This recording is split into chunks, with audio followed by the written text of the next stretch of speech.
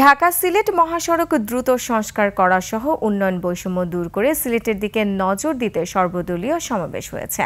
এ সময় সরকারকে 15 দিনের আলটিমেটাম দিয়ে বক্তারা বলেন, সিলেটের উন্নয়ন বৈষম্য দূর না হলে আরও কঠোর কর্মসূচি দেওয়া হবে। দোকানপাট বন্ধ রেখে সমাবেশে একাত্মতা প্রকাশ করেন ব্যবসায়ীরাও।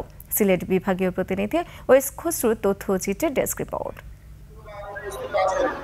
সানবিট সব দিবে সামাল। সানবিট ম্যাজিক প্রেস ডিশওয়াশিং এর মাথা ঘোরানো সলিউশন।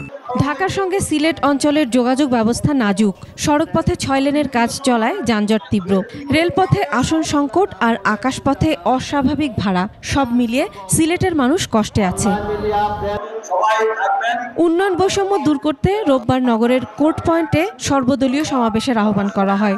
এতে সভাপতিত্ব করেন হযরত শাহজালাল রহমাতুল্লাহ আলাইহির দরগাহ মাদ্রাসার খতিব মাওলানা আজসাদ আহমেদ। সমাবেশ থেকে সিলেটের উন্নয়ন বৈষম্য দূর করতে সরকারকে 15 দিনের আলটিমেটাম দেন সাবেক মেয়র ও বিএনপি নেতা আরিফুল হক চৌধুরী।